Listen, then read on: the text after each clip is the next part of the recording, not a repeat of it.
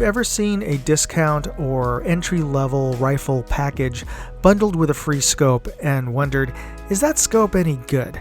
Well, this is the Bushnell scope that came with my Savage Access rifle, and we're going to find out on this episode of Moondog Industries.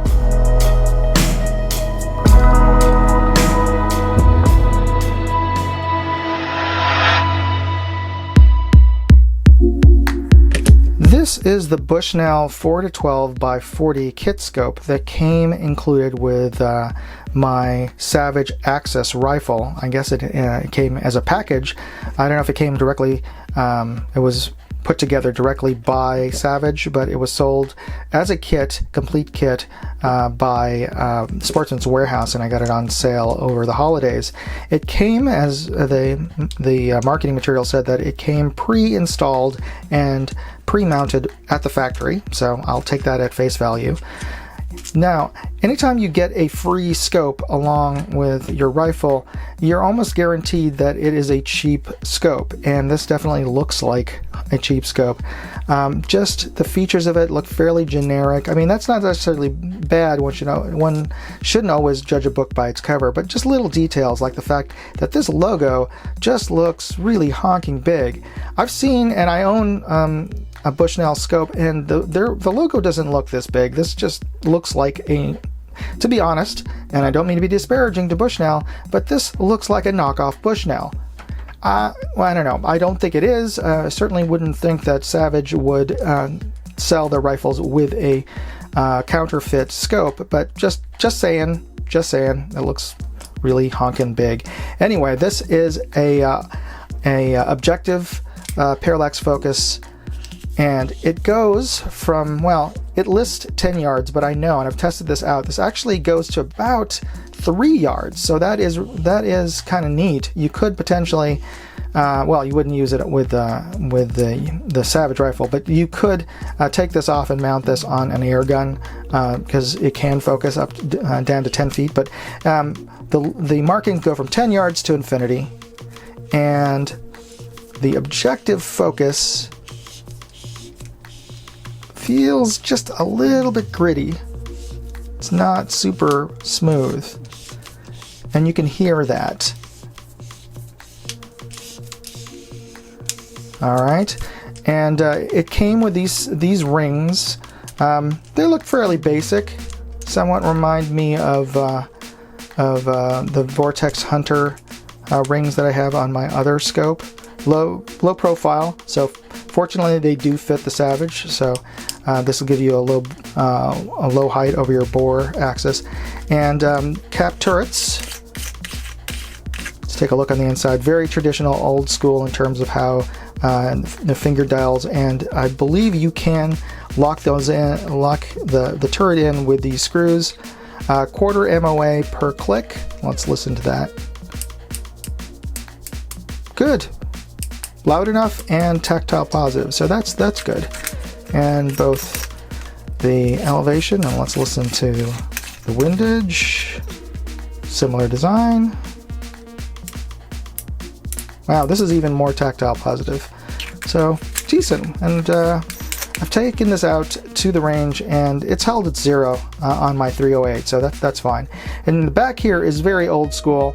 You've got your power dial here, and there is a screw to lock that down. So for those of you who do prefer it always being basically functioning like a fixed magnitude scope, you can just lock that in, so you don't have to worry about it shifting to a different power setting. I don't know what it is, but I feel like there's a little bit of a dent or bump as I'm turning this. It turns smoothly except for that one section between 4 and 5 power, and I don't know why that is. So anyway, it does have an ocular focus, but this is a little bit strange here. It has a sort of standard old school bell focus. You turn the entire bell, and it has a locking ring here to lock that into position once you have that set up for your eyes, so that both what you're seeing and the reticle are in focus. So that's pretty standard. But it also has a European style fast focus on the back here. See what I mean?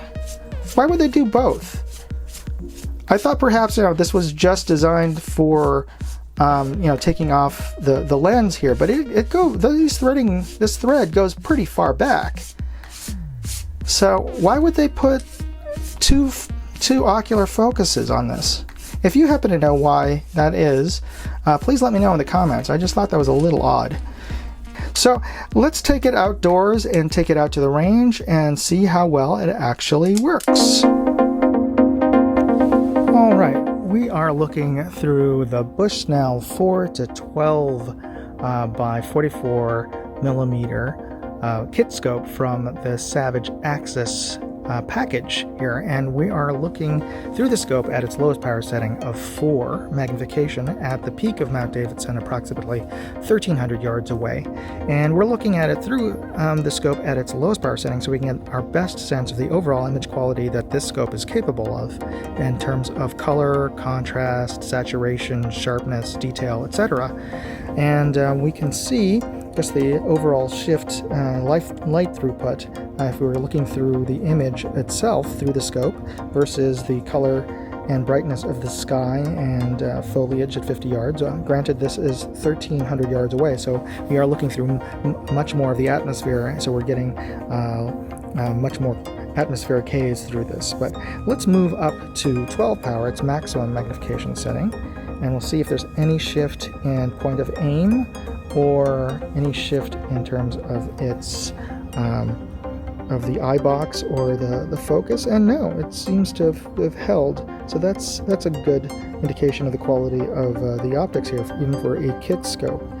We can also see about halfway down from the center reticle a white 36-inch trail marker sign at the top of Mount Davidson, and that's a good proxy for a steel target, or what you could see of a steel target at this distance. And just make note of the overall image sharpness and detail of the foliage and the tree line. The next step is to take this out to the range and take a look at some reference targets at 100 yards.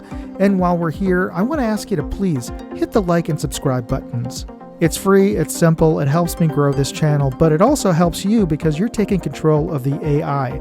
Big tech likes to suppress firearms-related videos, but by taking control of their algorithm, you get to see more of the content you like to watch, as opposed to K-pop or whatever is popular with the kids nowadays.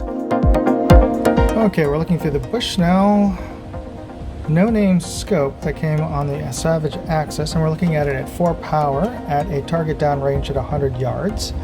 I'm going to bring this up to its maximum 12 power, and I can bring this down just a little bit closer to the crosshairs. I've taken a digital still image so that we don't have to deal with any heat shimmer or any other distractions, and we can just focus on the reference targets there on the bottom. Now, the target on the left, I can make out the holes on the reactive sticker target in the center, but on the paper around there, I really can't make out any of the bullet holes.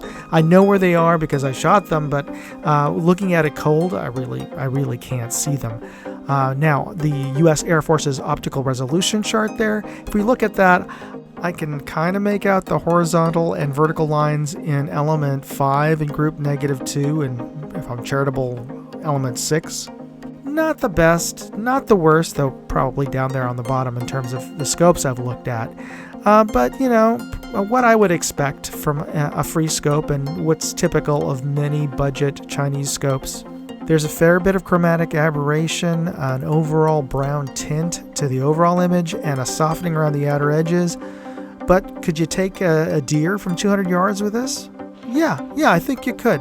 Maybe at late dusk you'd be really challenged, but it's held at 0, so it works. So, the free Bushnell scope with the Savage Axis. I'm tempted to say you get what you pay for, but actually you get more because this is a budget setup. Would I keep this scope on this rifle? Yeah, if it was a loaner. If I didn't have a better scope to put on, yeah, why not? Do you still use a scope that came with your rifle? Leave me a comment. And if you enjoyed this video, please remember to hit the like and subscribe buttons. Thanks for watching. Moondog, out. Hey. If you enjoyed this video, please share it, on forums, Facebook, Reddit, TikTok, Instagram, Twitter, MeWe, whatever social media you're on.